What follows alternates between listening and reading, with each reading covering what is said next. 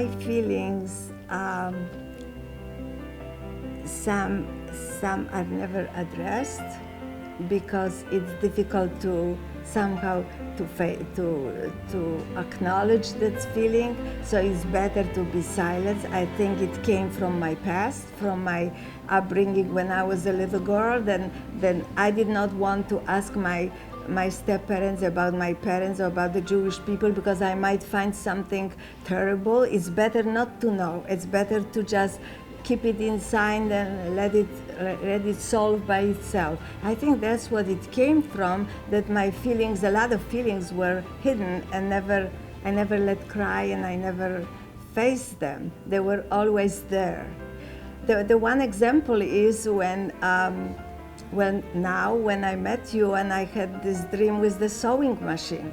Okay, I had all of a sudden a dream that I'm receiving a box, a gift, and inside the sewing machine, it's the top of sewing machine. When I opened the box, I said, oh my goodness, that's my mother's sewing machine, but it's a new version of a sewing machine. That made me stop.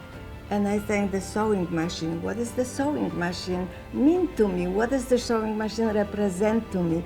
And at that time, I remember my childhood when I was sitting when my mother was sewing and I was next to her, talking to her about everything.